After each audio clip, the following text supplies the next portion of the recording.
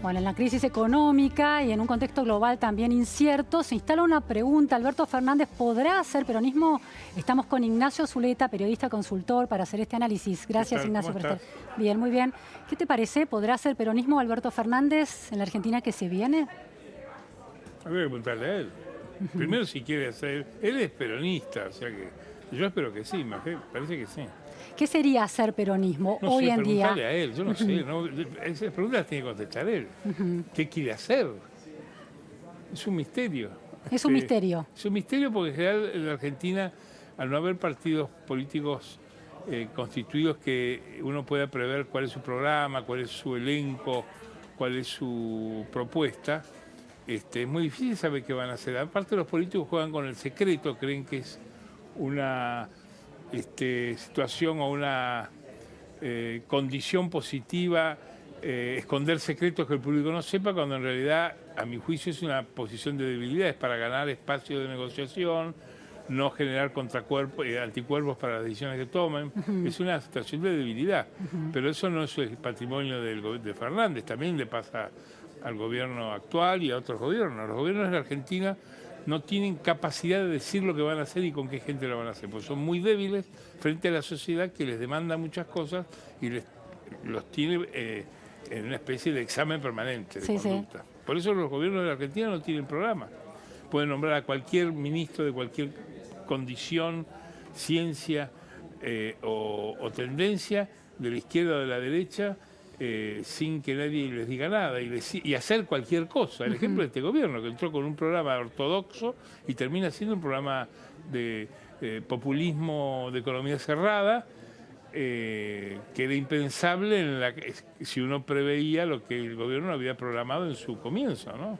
¿Crees, Ignacio, que, como sostienen algunos, que el gobierno en estos días de transición hacia la asunción de diciembre está haciendo de alguna manera el trabajo difícil o la tarea sucia para dejarle una gobernabilidad más a medida de Alberto Fernández? Yo no sé qué está haciendo el gobierno, pero lo que es seguro es que el gobierno, después de las PASO, con la decisión, con la lectura que hizo del resultado de las PASO, tomó las decisiones que el público, o sea, el mercado, los inversores,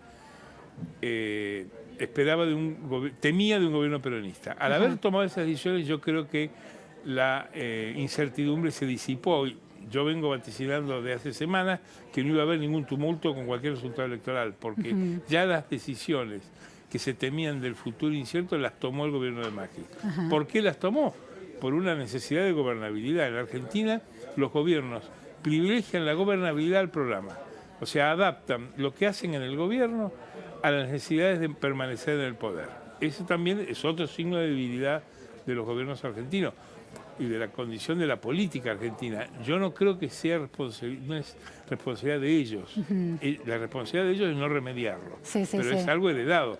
Este gobierno es débil, y se inicia, el gobierno que termina es débil, el gobierno anterior era mucho más débil, y el anterior era muchísimo más débil porque era de Néstor Kirchner, que había accedido al gobierno perdiendo las elecciones con 22 puntos de porcentaje de los votos. O sea que es inimaginable desde la crisis del 2001, que yo creo que empezó en el 99, hace 20 años, los gobiernos están en un estado de creciente debilidad. ¿A Menem lo ves como un líder fuerte, a diferencia de lo que vino después? En aquel momento había ¿cómo te podría decir? La sociedad que sale de la reforma constitucional del 94, primero refuerza la presidencia porque le da un nuevo mandato al presidente. Sin embargo, la gestión de Menem era muy despareja. Menem es convertibilidad hasta la salida de Cabral en el 96, que es en medio de una crisis. Menem, diríamos, el Menem más o menos tranquilo duró un año y medio. Claro. No resistió el tequila. Claro. O sea que tampoco era una acción. Pero había una fuerza electoral y había una conducción en el peronismo y había una conducción en la oposición, que Alfonsín es el último década de vigencia de dos grandes líderes que al desaparecer dejan al peronismo y al radicalismo sin liderazgo en un partido donde el sistema caciquil, caudillista, es muy importante, porque no hay conducciones orgánicas de los partidos. No sé si las hay en algún lugar del mundo hoy. Yo creo que no, porque todos los gobiernos del mundo son transversales hoy, en su mayoría. Claro. Pero volvamos al otro. En el año 99, yo dato en el proyecto del menemismo de la tercera reelección de Menem, yo dato ahí el inicio de la crisis política argentina. Es decir, produjo una salida de Menem muy desvalorizada y desprestigiada del gobierno, en medio de una recesión que venía en el 98, y terminó, es evidente la claridad de esa crisis, porque un año y medio después Menem estaba preso. Claro. O sea que era una disipación de poder formidable. Claro. Y de pérdida de fortaleza de la figura presidencial también, ¿no? Bueno, salió en un desprestigio muy grande y también estaba preso. En el año 2001 fue preso. Claro. Y era presidente del Partido Nacional Justicialista. Claro. O sea, expresidente y presidente del partido estaba en cana. O sea, es inimaginable una pérdida, una disipación del poder tan grande. Yo creo que fue del desprestigio, fue básicamente por el proyecto hegemónico, más que por las acusaciones de corrupción que todos hemos visto que Menem está en libertad, más aún aunque tenga alguna condena. Pero no es un hombre que esté... Era un hombre que lo que tenía era la crisis política. Traigo esta observación que haces de la década del 90 de bipartidismo porque algunos señalan que se ha vuelto a otra forma de bipartidismo que es bicoalicionismo, ¿no? Con dos coaliciones, dos alianzas polarizadas acaparando a los votantes, el gran volumen de votantes está en un lado o en el otro. Esto es una constante de la historia argentina. Perón en el 46 accede en una alianza con un sector del radicalismo, el de Quijano, que es el vicepresidente de Perón en el primer mandato y en el segundo. Quijano, radical de la línea que se alía al peronismo, fue reelegido en el segundo mandato, inclusive. No fue como el caso Cobos, que duró 2 días y se pelearon. No, duró todo el primer mandato y duró el segundo. O sea que la transversalidad no es nueva en la Argentina. Es algo consustancial al sistema político argentino. Lo del bipartidismo es un tema de manuales. Es cierto que hay dos grandes familias políticas argentinas, que son radicalismo y peronismo en la modernidad. Hay dos grandes familias que, si uno mira los resultados electorales en la historia, los va a encontrar siempre en los resultados electorales con la mayoría de los votos. Sí. Pero la transversalidad es una ley de la historia argentina. Alfonsín llega a la presidencia y gobierna con sectores de lo que había sido la oposición. Y cuando él tiene tiempo de organizar algo que no le fructificó hacia el futuro, ha hablado de un tercer movimiento histórico. Ahora, si uno compara 2015 con esta elección, en 2015 hubo unas pasos que tuvieron una mayor realidad porque había divisiones, ¿no?, entre las fuerzas políticas. En este caso, el peronismo fue unido y generó un bipartidismo o un bicoalicionismo mayor. Acá las coaliciones siguen vigentes. Si uno mira la coalición más fuerte que tiene lo que es Cambiemos, que es de la Ciudad de Buenos Aires, junta desde el socialismo de Roy Cortina hasta Carrió, pasando por los radicales, el PRO y los conservadores. Hoy no lo había hecho en 2015, bueno, todo estaba en la vereda de enfrente. Quiero decir, lo doy como ejemplo de amplitud de la coalición y de la...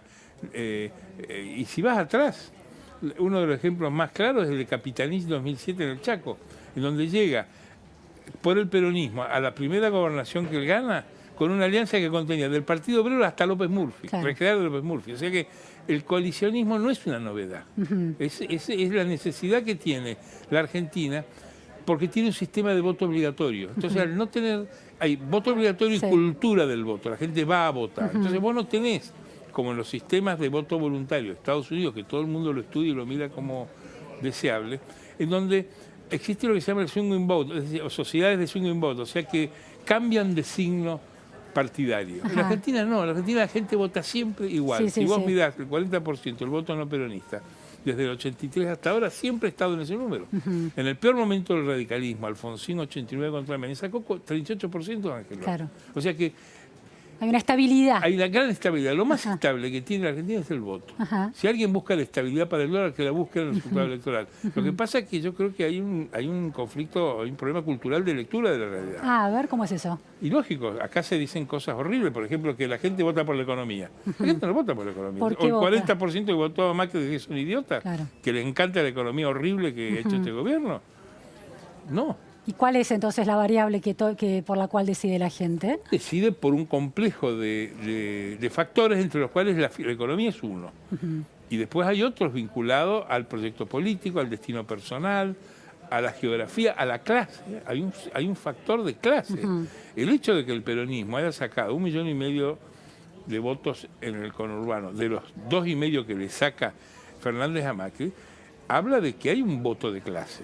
Hay un voto de clase que es muy difícil de quebrar en una elección, históricamente. Y hay un voto de clase. Si uno mira ese mapa que circula por ahí, que parece la remera de Boca, la camiseta de Boca, en donde vos tenés que de las 7 provincias más pobladas de la Argentina, Cambiemos ganó en 5, y vas de Mendoza, Córdoba, Santa Fe, Capital Federal y Entre Ríos. El peronismo solo conservó el voto que tuvo siempre en Tucumán y ahora ganó provincia de Buenos Aires. En una elección que era medio obvia que iba a terminar así, porque siempre lo iba a ganar en una aritmética simple a María Eugenia Vidal cualquier candidato si no estaba Macri. Ignacio, en estas provincias donde ha triunfado el peronismo, efectivamente, más allá de las donde triunfó Cambiemos, ¿cuánto de ese resultado se lo deben a la gestión de Macri? La gestión, la respuesta es muy compleja, porque la pregunta es compleja. Lo que para entender la política argentina hay que entender el peronismo. Y para entender el peronismo hay que partir de algunos principios básicos. Uno es la pelea histórica que hay entre el peronismo del interior con el peronismo del área metropolitana. Esto se planteó a finales de los 80, Menem Cafiero, se planteó a finales de los 90, Duhalde, se planteó en el 2015 con Scioli. En las 3 perdió el candidato de la provincia de Buenos Aires. ¿Por qué? Porque el peronismo del interior no quiere al peronismo metropolitano, porque considera que es el grandote del barrio, el más rico del barrio, y que siempre pierde, porque sus crisis son tan grandes como la dimensión del distrito. O sea, la provincia de Buenos Aires tiene el 40% del PBI, por lo tanto tiene el 40% de la crisis argentina. Y esa crisis la paga el interior. Todos hemos visto que en los años Kirchner, por ejemplo, los subsidios al transporte y a los servicios se concentraban en el área metropolitana y los pagaba la provincia de Córdoba o Santa Fe, que tenían la corriente y el boleto de micro más caro de la Argentina. Eso ha hecho que el peronismo históricamente del interior se resista a ser arrastrado por Buenos Aires. ¿Y la figura en este round, eso se reforzó por la nueva relación que hace Macri con los gobernadores. Uno de los grandes avances o cambios que produce la gestión de Macri es la mejoría fiscal de las provincias, donde muchas de ellas, la mayoría, terminan el año hasta esta última crisis con superávit. Los gobernadores hacen buenas gestiones, se pueden endeudar, reeligen y tienen poder. Entonces ellos no van a sacrificar el poder para dárselo a un señor de la ciudad de Buenos Aires a quien no conocen, no pertenecen a su peronismo, no pertenecen a su sector. Lo que estás diciendo, Ignacio, es que estos gobernadores que triunfan por una gestión política del macrismo... Una buena negociación. Con una buena negociación. ¿Cuál es la relación entonces que tienen con Alberto Fernández? Porque parecieran estar cerca, por lo menos en la foto de Tucumán. La política del peronismo, que es una liga de gobernadores, era, y lo sabemos todos cuando comienza a principios de 2019 a hablarse de la lista corta, la intención de los gobernadores de despegarse del destino nacional del peronismo. Durante toda la primera mitad del año, ningún gobernador peronista se apuntó a ser candidato a presidente. Ni Schiaretti, que es el peronista más poderoso de la Argentina, porque maneja el distrito más grande. Claro. ¿Eso qué significaba? Que solo iban a participar de una elección nacional si tenían una chance ganadora. Y ellos sabían, hasta por boca de Cristina de Kirchner, que si Cristina era la candidata, no había ganaba. chances. No solo no ganaban, no querían ni acompañarla. Por eso no es errado afirmar que quienes bajan a Cristina de la fórmula son los gobernadores, que recién entonces se sindican. La figura que eligieran para que fuera candidato, que la eligió la ciudad de Buenos Aires, que es Alberto Fernández, es secundario. Hay otras razones que se podemos conversar por qué lo eligieron a él. Sí. Y es razonable que Alberto Fernández se abrace a los gobernadores, porque él sabe que ahí está el poder. Él fue testigo y coautor de esta decisión estratégica que fue muy ingeniosa, de superar dentro del peronismo una década de fracasos, de derrotas de 2009 Claro. por estar divididos, Sí, sí, derrotas lograr la electorales. unidad, y en el momento que se lograba la unidad, especialmente en la provincia de Buenos Aires, el resultado estaba cantado. Claro. Estaba cantado, no había alternativa, salvo una elección nacional que se basara en una estrategia más firme, que estuvo a punto de cumplirse, porque hay que decir que los dos partidos, el peronismo y que Cambiemos, que llamarlo, se dieron una estrategia, una buena estrategia, y fue exitosa en los dos casos. Vos pensás que el objetivo del peronismo era ganar en primera vuelta, porque ellos sabían que en segunda vuelta con Cristina perdía. Entonces, ponerlo a Fernández en la primera vuelta era arrastrar la unidad en donde ellos podían tener una chance ganadora. Ahora El gobierno se planteó la misma estrategia de 2015, que era ir a un balotaje. Claro. Estuvieron a 3 puntos. Claro. O sea, es cierto que hay 8 puntos de diferencia, porque esa es la numérica obvia. Si vos sumás Scioli Massa de 2015, te da Fernández de 2000. Menos, inclusive te da menos votos. Sacó menos votos sacó que menos. Que si Scioli se hubiera Massa. sumado, claro, sí. O sea, que era medio obvio. Ahora, para el gobierno, la única chance que tenía, el único atajo era un balotaje. Y estuvieron a 3 puntos.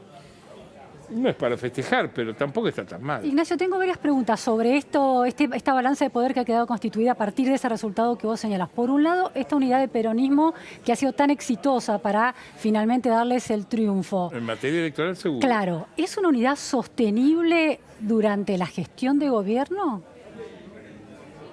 No se puede saber. La unidad si había algo heterogéneo en la gestión de Macri era la coalición.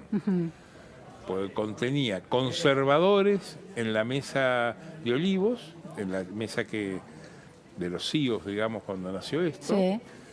radicales, que son socialdemócratas, si querés vos. Progresistas, más progresistas, claro. Hay de todos, hay conservadores y hay progresistas, pero el radicalismo es una formación más cercana al liberalismo político. Es nuestro liberalismo. Sí. Esto, sé que a mucha gente no le Sí, no en términos económicos. no le cabe, sino... pero el radicalismo es nuestro liberalismo. Sí, sí. Lo que es Carrió, esta era una alianza muy heterogénea. Y Macri logra mantenerla 2 años. Macri entra en deterioro en el final de 2017, cuando él advierte, el gobierno advierte 2 cosas. Sí, estoy hablando de Macri como una persona, pero estoy hablando del gobierno. El gobierno advierte 2 cosas. Una, que el masismo le pierde el miedo a la foto en que se abrazan Massa y Máximo Kirchner en la aprobación en las sesiones finales de 2017 de la reforma provisional y de ganancias. Ahí ellos ven, Algo cambió. entra en crisis Claro. nuestra hipótesis de que Cristina va a hundir al peronismo. Claro. Eso hay que revisarlo. ¿Toman y conciencia, vos decís, de eso? ¿Lo vieron? Ellos lo ven, sí, lo ven y debieron, yo creo que si uno hace un análisis más detallado, debieron reaccionar para revisar la estrategia de la polarización, que al final los dejó a 3 puntos de pelota. Yo te admito que fracasó, pero tampoco no fue 9-1. Sí, sí, sí. Ahora, lo otro fue que la coalición entra en una pelea interna, que es la pelea por las candidaturas de 2017, donde el PRO pone mucha gente en las listas. Además ganan, Claro. con lo cual entran en interna por una eventual sucesión de Macri en 2019, que enfrenta a los radicales que empiezan a decir, nosotros en el 2019 queremos tener el vice, o ir a una paso sí. contra Macri por lado, y después la mesa chica, la gente que se revela por la sucesión que muchos consideran necesaria sobre Rodríguez Larreta, la idea de que Vidal y Peña y otros le pueden competir a Larreta a la sucesión. Entonces, esa crisis golpea profundamente al gobierno y eso se suma a la crisis económica del fin del 17, comienzo del 18, Sí, cuando empieza la suba de la tasa internacional y el último intento que hace Caputo en enero de conseguir 11.000 millones de dólares, que eran los últimos dólares que se conseguían a una tasa honorable. Después se disparó todo. Claro. Eso golpeó sobre Macri de tal manera que él no pudo conservar a las tres figuras del gabinete que él escuchaba más, que eran Aranguren, Sturzenegger y Jorge Triaca. Uno era el corazón, otro era el estómago, otro era el hígado. Sin eso, la política de Macri empezó a resquebrajarse. Terminó echándolo a Aranguren, los radicales le capturaron la política energética, no se privatizó Transener, se acható el aumento de las tarifas, es decir, entró todo en un desorden que no terminó más. Ahora, Ignacio, pues comprometió todo el 18 y el 19. Ahora, mi pregunta era sobre la alianza del Frente de Todos y me respondés con la alianza Cambiemos, porque hay una lección para aprender ahí. Porque es la que yo tengo hoy, y la información, tenemos hoy la información para ver que esas alianzas, aún en un momento de euforia y de éxito, muchas veces se resquebrajan. Hubo 2 años en donde Macri ganó la elección del medio, la de 2017 la ganó en muy el PBI, poco, pero el ganó, crecía, ganó la elección y fue alentador. Es